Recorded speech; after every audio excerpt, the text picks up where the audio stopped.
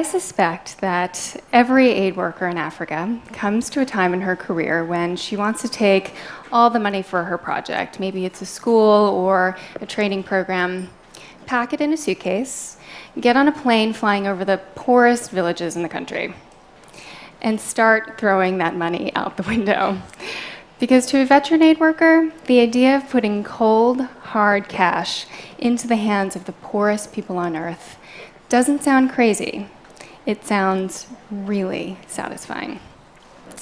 I had that moment right about the 10-year mark. And luckily, that's also when I learned that this idea actually exists. And it might be just what the aid system needs. Economists call it an unconditional cash transfer, and it's exactly that. It's cash given with no strings attached.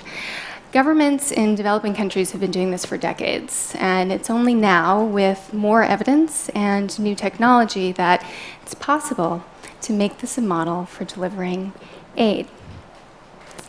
It's a pretty simple idea, right? Well, why did I spend a decade doing other stuff for the poor? Honestly, I believed that I could do more good with money for the poor than the poor could do for themselves. I held two assumptions. One, that poor people are poor in part because they're uneducated and don't make good choices. Two, is that we then need people like me to figure out what they need and get it to them. It turns out the evidence says otherwise. In recent years, researchers have been studying what happens when we give poor people cash. Dozens of studies show across the board that people use cash transfers to improve their own lives. Pregnant women in Uruguay buy better food and give birth to healthier babies. Sri Lankan men invest in their businesses. Researchers who studied our work in Kenya found that people invested in a range of assets, from livestock to equipment to home improvements, and they saw increases in income from business and farming 1 year after the cash was sent. None of these studies found that people spend more on drinking or smoking, or that people work less. In fact, they work more.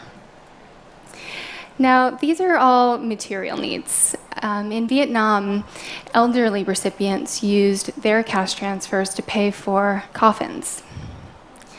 As someone who wonders if Maslow got it wrong, I find this choice to prioritize spiritual needs deeply humbling. I don't know if I would have chosen to give food or equipment or coffins.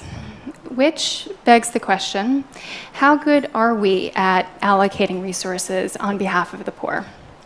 Are we worth the cost? Again, we can look at empirical evidence on what happens when we give people stuff of our choosing. One very telling study looked at a program in India that gives livestock to the so-called ultra-poor, and they found that 30% of recipients had turned around and sold the livestock they'd been given for cash. The real irony is, for every $100 worth of assets this program gave someone, they spent another $99 to do it. What if instead we use technology to put cash, whether from aid agencies or from any one of us, directly into a poor person's hands?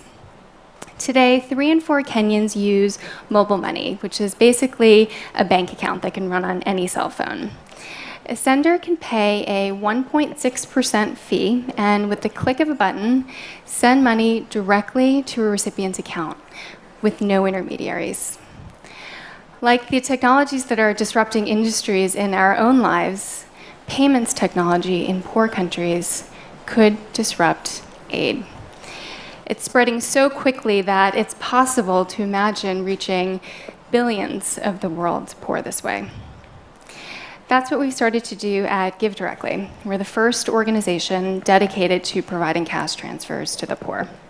We've sent cash to 35,000 people across rural Kenya and Uganda in one-time payments of $1,000 per family.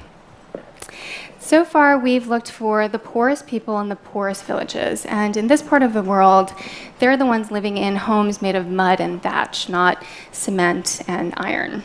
So let's say that's your family. We show up at your door with an Android phone. We'll get your name, take your photo and a photo of your hut, and grab the GPS coordinates. That night, we send all the data to the cloud, and each piece gets checked by an independent team using, for one example, satellite images. Then we'll come back, we'll sell you a basic cell phone if you don't have one already, and a few weeks later, we send money to it. Something that 5 years ago would have seemed impossible, we can now do efficiently and free of corruption.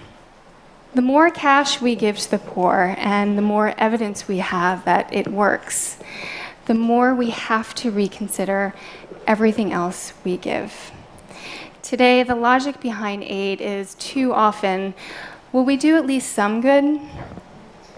When we're complacent with that as our bar, when we tell ourselves that giving aid is better than no aid at all, we tend to invest inefficiently in our own ideas that strike us as innovative, on writing reports, on plane tickets and SUVs.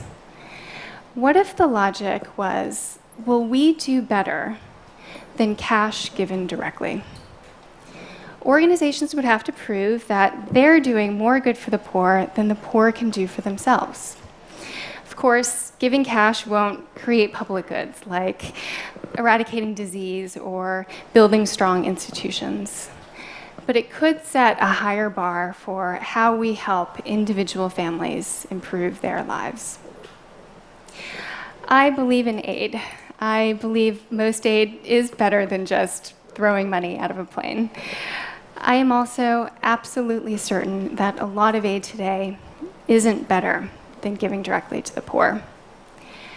I hope that one day it will be. Thank you.